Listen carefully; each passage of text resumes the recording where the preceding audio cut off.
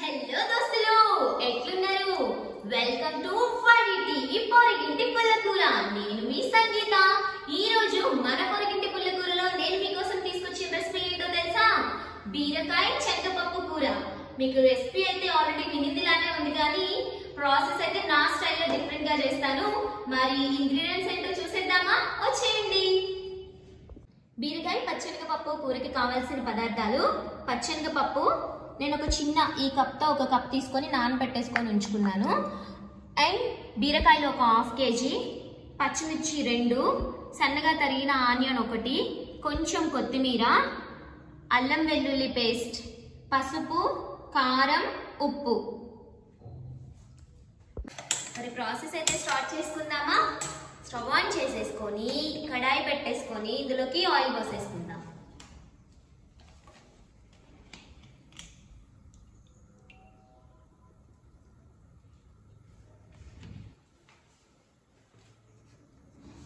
ఒక్క నిమిషం వెయిట్ చేద్దాం ఈ ఆయిల్ హీట్ ఎక్కాలి కదా హీట్ ఎక్కిన తర్వాత ఇందులోకి పచ్చిమిర్చి యాడ్ చేసేసుకుందాం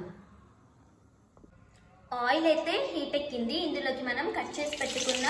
పచ్చిమిర్చి యాడ్ చేసేసుకుందాం ఇది కొంచెం ఆయిల్లో వేగాలి ఇందులోనే ఆనియన్స్ కూడా యాడ్ చేసుకుందాం జస్ట్ ఒక హాఫ్ మినిట్ అలా ఉంది పచ్చిమిర్చి అయితే చక్కగా వేగింది ఆయిల్లో ఇందులోకి ఆనియన్స్ యాడ్ చేసుకుందాం ఇప్పుడు ఇందులోనే కొంచెం సాల్ట్ వేసేసుకుందాం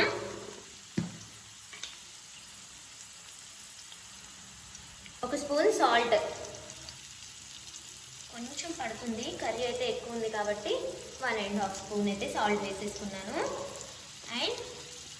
పసుపు కూడా వేసేసుకుందాం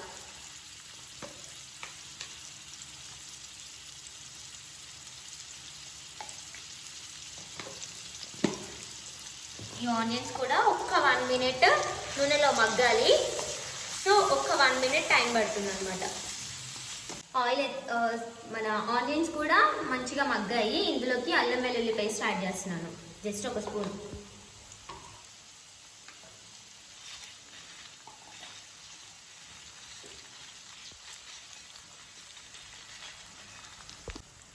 అల్లం పేస్ట్ అయితే చక్కగా మగ్గింది ఈ వెజిటబుల్స్ ఆనియన్స్ అండ్ చిల్లీస్కి అయితే పట్టేసింది ఇందులోకి ఫస్ట్ శనగపప్పు యాడ్ చేసుకోవాలి బీరకాయ చాలా ఈజీగా ఉడికిపోతుంది కదా ముందు శనగపప్పు కుక్ చేసుకోవాలన్నమాట ఎంత ఎక్కువసేపు నానబెట్టుకుంటే అంత ఈజీగా కుక్ అయిపోతుంది శనగపప్పు సో నేనైతే 1 అవర్ నానబెట్టాను మీరైతే నా సజెషన్ ఏమంటే ఓవర్ నైట్ కానీ లేదంటే మినిమం ఒక 2-3 అవర్స్ అలా నానబెట్టేసుకుంటే ఈజీగా కుక్ అయిపోతుంది అనమాట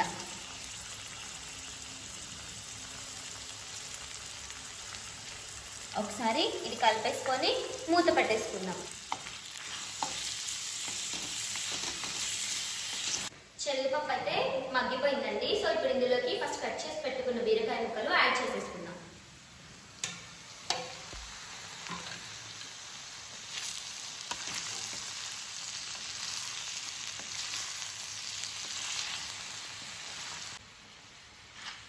మంచిగా ఒకసారి కలుపుకున్నాం కదా దీనికి ఇప్పుడు ఒక 5 to 6 మినిట్స్ మూత పెట్టేసుకుందాం చక్కగా మగ్గాలి మంచిగా బీరకాయలు మన శనగపప్పు అయితే ఉడికిపోయింది ఇందులోకి కారం వేసుకుందాం